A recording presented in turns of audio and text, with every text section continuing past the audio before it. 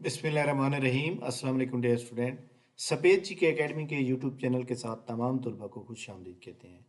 PPSC की अहम तरीन न्यूज़ अपडेट और सबसे गर्म तरीन जो न्यूज़ है वो है ज़िलेदार के बारे में। इंतहाई बड़ी कन्फ्यूजन पैदा हुई है और जनाब तमाम स्टूडेंट जो हमारे चैनल के साथ वाबस्ता हैं, आप इनबॉक्स में भी काफ़ी सारे लोग मैसेज कर रहे हैं, किसी को मेरे रिप्लाई का हो जाता है, किसी को नहीं हो जाता। लेकिन इतने ज़्यादा बंदों को रिप्लाई करना जो है ना मेरे लिए पॉसिबल नहीं होता, क्योंकि और भी बहुत से काम होते हैं। बट वीडियो बनाने का मकसद ये होता है कि आपके सारे पॉइंट जो है क्लियर हो जाएं। वीडियो को पूरा देखा करें, आपके तमाम पॉइंट्स इजी क्लियर हो जाएंगे। सबसे पहले हम दिलेदार के ऊपर बात करेंगे। वीडियो को लाइक कर लें, चैनल के ऊपर चैनल को सब्सक्राइब कर लें। सबसे पहले हम बात करेंगे जनाब जो ज़िलेदार की जॉब आई हैं। आपको पता है कि ये 37 में, इसमें जनाब जहाँ ये जो जिस बंदे के पास डोमिसाइल है ना, फॉर एग्जाम्पल आपके पास डोमिसाइल है चेन्योट का, तो चेन्योट वाले बंदे जनाब ये देखें फैसलाबाद में भी अप्लाई कर सकते हैं। चेन्योट वाले बंदे जनाब सरगोदा में भी अप्लाई कर सकते हैं। अलग अलग अप्लाई होगा, क्लबिंग पेपर एक ही होगा, ठीक है। यानी जितनी बार डोमिसाइल जिस जगह पे आ रहा है, आपके डिस्ट्रिक्ट का नाम आ रहा है, उतनी जगह पे अप्लाई कर सकते हैं। ठीक हो गया। एज यही रहेगी। जो लोग ये सोच रहे हैं कि रेट करें और एज रिलैक्सेशन मिलेगी, तो ये बिल्कुल ही मतलब है कि टाइम वेस्टेज है, क्योंकि assistant Punjab police, assistant S and GAD के जो रेट लोगों ने दायर की थी, उनके पैसे सिर्फ ज़ाया हुए, कुछ भी नहीं हो रहा।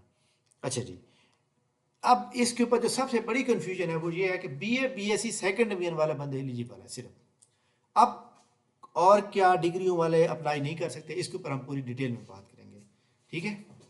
और इसके अलावा जनाब जो हमारे पास ये इस जॉब है, ये वाली जो जॉब मौजूद है, इसके ऊपर भी हम बात करेंगे। लेकिन सबसे पहले इसके ऊपर बात करेंगे। देखिए जनाब, PPSC की जानब से नोटिफिकेशन आया जिसमें लिखा हुआ रिक्रूटमेंट ऑफ 78 ज़िलेदार पोस्ट, और उसमें उन्होंने कहा है जी ये क्लोजिंग डेट 6/1 है। उसने क्या कहा है कि वैलिड CNSE, मैट्रिक, इंटरमीडिएट और बैचलर। उसने कहा जी candidate who do not have possessed above said prescribe qualification, तो फिर वो बंदा जनाब एलिजिबल नहीं होगा। फॉर एग्जाम्पल आपके पास उसने बैचलर मांगी है, तो बैचलर तो आपके पास होनी चाहिए ना। अब एक बंदे ने बैचलर की हुई नहीं है, इंटरमीडिएट तक किया हुआ, कुछ नहीं किया हुआ, तो वो बंदा एलिजिबल ही नहीं है। तो एक बात तो ये है इंपॉर्टेंट। दूसरी बात यह कि ये पॉइंट वो हर जगह पे लिखते हैं। भाई आपकी अगर क्वालिफिकेशन ऊपर वाली मेंशन की गई है वो नहीं है, तो फिर आप एलिजिबल नहीं है, ठीक है। वो ये सब में बताते हैं। जैसे जैसे यहाँ पे देखें, अब ये हमारे पास मौजूद है। फॉर एग्जाम्पल मैं ये वाली पोस्ट निकाल देता हूँ। इस पोस्ट को जब मैं इंटर करता हूँ, तो उसके बाद जनाब यहाँ पे देखें, यहाँ पे क्वालिफिकेशन सेट के ऊपर मैं जाता हूँ, criteria for the post, criteria for the post पे जब जाता हूँ, तो ये देख सकते हैं आपके सामने। इधर भी तो उसने सेम वही वर्डिंग लिखी हुई है। सॉरी, आई थिंक ये जो है ये वाला, अच्छा हाँ यही वाला। उसने कहा जी candidate who do not have the possessive above said qualification not eligible for the, even उसने टेस्ट भी क्लियर कर लो तो एलिजिबल नहीं होगा, ठीक। अब हम बात ये ग्रेजुएशन, एक बंदे ने सिंपल BA किया हुआ है, एक बंदे ने BCom किया हुआ है, एक ने BTech किया हुआ है, एक बंदे ने ADP, तो सारे ग्रेजुएशन कहलाते हैं। तो लिहाजा तमाम बंदे एलिजिबल है। तो अब मैं आपको बताऊं कि जब आप अप्लाई करते हैं ज़िलेदार की पोस्ट पे ऊपर, ख़ास तौर पर जब ज़िलेदार की पोस्ट पे अप्लाई करते हैं, तो आपके सामने जनाब ज़िलेदार के ऊपर हम कोई भी पोस्ट निकालते हैं तो यहाँ पे क्वालिफिकेशन के सेट आ रहे हैं। क्वालिफिकेशन सेट में देखें, वो कहते हैं जी जनाब BA किया हुआ है, BSc किया हुआ है। देखिए जनाब, मैं आपको ना एक तजर्बे की बात बताता हूँ। मेरे एक स्टूडेंट है सदीक अकबर, जो कि इस वक्त विक्टोरिया हॉस्पिटल बहावलपुर में जो है असिस्टेंट डायरेक्टर अकाउंट्स की जॉब हेल्थ डिपार्टमेंट में हुई थी। उसके पास क्वालिफिकेशन और थी, और इधर जनाब MBA फाइनेंस और M.Com मांगा हुआ था। उसके पास कोई डिग्री और थी जिसमें मतलब है उसने फाइनेंस वगैरह पढ़ी हुई थी, ठीक है। जैसे BS अकाउंटिंग एंड फाइनेंस समझ लें, या MSc अकाउंटिंग एंड फाइनेंस, तो इस तरह की वो डिग्री थी। खैर, उनका जनाब इंटरव्यू नहीं लिया गया। इंटरव्यू लेने से पहले उन्होंने कहा जी आप अपने डिपार्टमेंट से इक्वलेंट क्वालिफिकेशन इक्वलेंट नोटिफिकेशन लेकर आओ।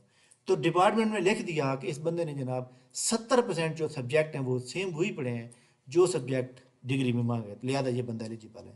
तो उसके बाद जनाब बंदा वो एलिजिबल हो गया, और उनके सबके इंटरव्यू हुए, काफ़ी बंदे थे वो। तो उसके बाद वो बंदा नौकरी कर रहा है, ठीक है। तो कहने का मतलब ये है कि अगर फॉर एग्जाम्पल आप, एक बंदा है सिंपल BA किया हुआ है, BA के अंदर उसने सब्जेक्ट किए हैं कि उसने जनाब 200 नंबर की इकनॉमिक्स पढ़ी है, इंग्लिश पढ़ी है, इस्लामियात पढ़ी है, सो ऑन, जो भी उसने 800 नंबर के सब्जेक्ट पढ़े हैं। एक बंदे ने बी काम किया हुआ है, क्या बी काम और बीए के जो सब्जेक्ट हैं वो 70% मैच करते हैं या नहीं करते? करते हैं। कैसे? बीए के अंदर जनाब इकोनॉमिक्स अगर पढ़ी है आपने तो बी काम में बी इकोनॉमिक्स होती है, इंग्लिश पढ़ी है तो बी काम में बी इंग्लिश होती है। तो यानी आप तमाम स्टूडेंट को मैं ये एडवाइस करूंगा कि कंफ्यूज ना हो, बल्कि आप चुप करके अप्लाई करें जब बहुत ज़्यादा स्टूडेंट होते हैं। और दूसरा एक अहम इसका जनाब वाला जो सोल्यूशन है वो इंशाल्लाह कल मैं इसका कर दूंगा कि जो इरिगेशन डिपार्टमेंट है उनको हम लेटर लिखेंगे कि जिस बंदे ने बीए सिंपल एडीबी किया हुआ है या बीएस 4 ईयर प्रोग्राम किया हुआ है या बी काम किया हुआ है, तो उनके लिए भी आप इक्विवेलेंट क्वालिफिकेशन जो बाकी डिपार्टमेंट निकालते हैं आप भी वो निकाल के दें, ठीक है? तो उससे क्या होगा, फिर वो पीपीएससी को लेटर लिखेंगे और आप जितनी ज़्यादा हो सकती है कंप्लेंट करें ताकि आप जो है आपका मसला हल हो सके। पीपीएससी को भी करें, सीएम पोर्टल पे भी करें ताकि आपका जो मसला है वो जल्दी से सोल्व हो जाए। ठीक हो गया? लेकिन फिलहाल आप अप्लाई कर दें, आखिरी डेट का वेट ना करें। एक बंदे ने बीएस 4 ईयर किया हुआ है, अगर उसकी आर्ट्स की डिग्री है तो सेट नंबर 1 चूज करें। एक बंदे ने बीएस साइंस में किया हुआ है, किसी भी सब्जेक्ट में साइंस किया हुआ है, तो आप ये सेट नंबर 2 चूज करें। बी कॉम वाले सेट नंबर 1 को इस्तेमाल करेंगे। तो उम्मीद है कि आप समझ आ गई होगी। तो इसलिए तमाम स्टूडेंट को जनाब ये याद रखिएगा कि इस बारे में हमें पता है कि जनाब ये कल मतलब है कि पंजाब रेवेन्यू अथॉरिटी का पेपर हो रहा था, इंटरव्यू हो रहा था, उसमें भी क्वालिफिकेशन का इशू था। तो डिपार्टमेंट ने लिख के दे दिया कि जनाब ये इक्विवेलेंट डिग्री रखता है, तो उसके बाद उन्होंने मांग लिया। तो आप मुझे ये बताएं, जब गवर्नमेंट ने बीए ख़त्म कर दिया है तो बीए की जगह जनाब वाला बीएस 4 ईयर प्रोग्राम आ गया है, तो फिर तो लिहाजा ये याद रखिएगा यूनिवर्सिटियों में एचईसी ने ख़त्म किया, डिपार्टमेंट को तो डिपार्टमेंट तो वो पुराने वक्त वाला जो क्राइटेरिया उसके ऊपर चल रहा है। तो लिहाजा परेशान किसी बंदे को होने की जरूरत नहीं है। इसके ऊपर इंशाल्लाह का लेटर एक प्रॉपर बना के डिपार्टमेंट को शेयर किया जाएगा, इरिगेशन को के बे जनाब इक्विवेलेंट क्वालिफिकेशन शेयर किया जाए, ताकि जो बी कॉम डिग्री होल्डर हैं और बी टेक वाले हैं, बीएस 4 ईयर वाले तमाम बंदे एलिजिबल हों। फिलहाल उस लेटर का वेट किए बगैर आप अप्लाई कर दें, जैसे मैंने आपको तरीका बता दिया। क्लियर बात? परेशान होने की कोई ज़रूरत नहीं है, ठीक है? तमाम स्टूडेंट एलिजिबल हैं। ठीक हो गया? अच्छा जी, इसके बाद देखें जनाब कि अगर फॉर एग्जांपल डिपार्टमेंट आपका कोई साथ नहीं देता तो अदालतें तो मौजूद है ना, तो लिहाजा परेशान ना हो। आप फिलहाल अपना मतलब टेस्ट तो देने देंगे ना, टेस्ट तक तो आप जाएँ, उसके बाद आगे देखा जाएगा।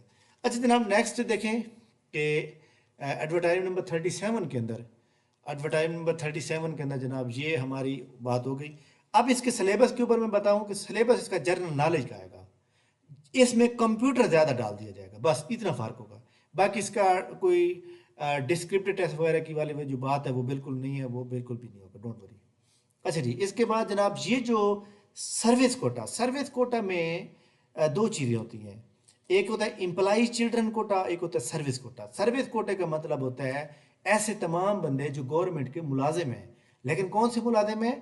जो इरिगेशन डिपार्टमेंट के मुलाजिम हैं, चाहे वो किसी भी पोस्ट पे काम कर रहे हैं, वो बंदे एलिजिबल हैं। उनके लिए उन्होंने 20 सीटें निकाली हैं। लेकिन एक प्रॉब्लम यहाँ पे भी क्रिएट हुआ है, वो क्या कहता है कि 10% selection Punjab public service commission है इतनी।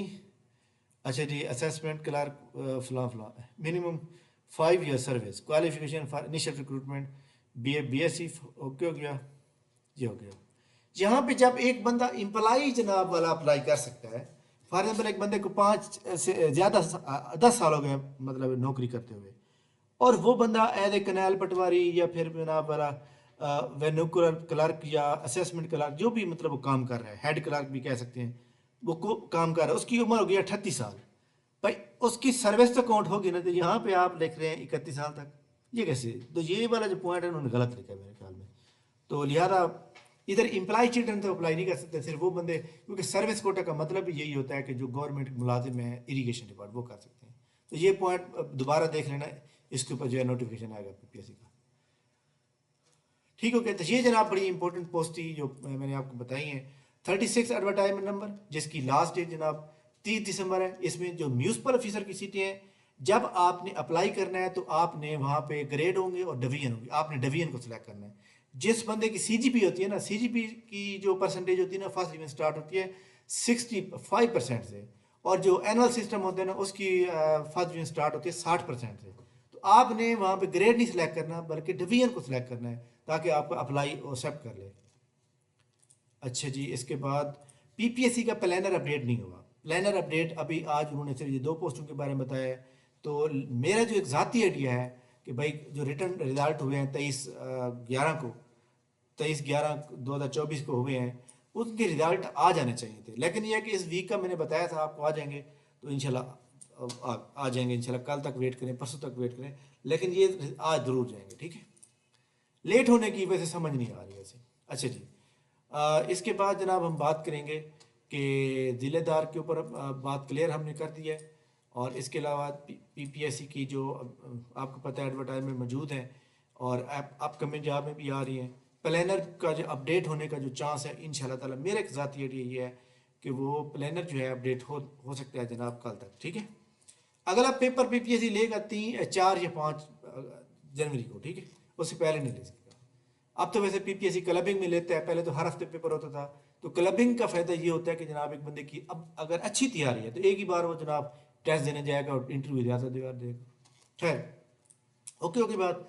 इसके बाद जनाब जो भी बंदे तैयारी कर रहे हैं इसकी, क्या कहते हैं उसकी,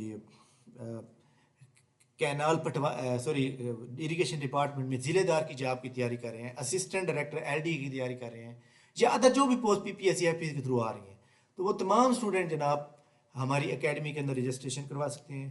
डिस्क्रिप्शन के अंदर हमारे ज्वाइन करने का प्रॉपर पूरा तरीकाकार दिया हुआ है, आप इसको ज्वाइन कर सकते हैं, ठीक है। हमारी एकेडमी की बहुत ही अहम तरीन जो कामयाबियाँ हैं कुछ, वो जनाब तमाम स्टूडेंट को मैं बता दूँ कि आपने जो है हमारे फेसबुक पेज पे जाना है और यहाँ पे आपने क्या लिखना है, space GK academy. Space GK academy जब आप लिखेंगे तो उसके बाद जनाब याद रखिएगा कि आपके सामने जो है यहाँ पे हमारी एकेडमी का पेज आ जाएगा।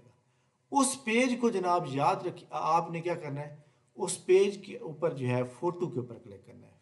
फोटो के ऊपर आपको जो है सारे वो पोस्टें नज़र आ जाएंगी जो अब तक लोग नौकरियां ले चुके हैं, सिलेक्ट हो चुके हैं।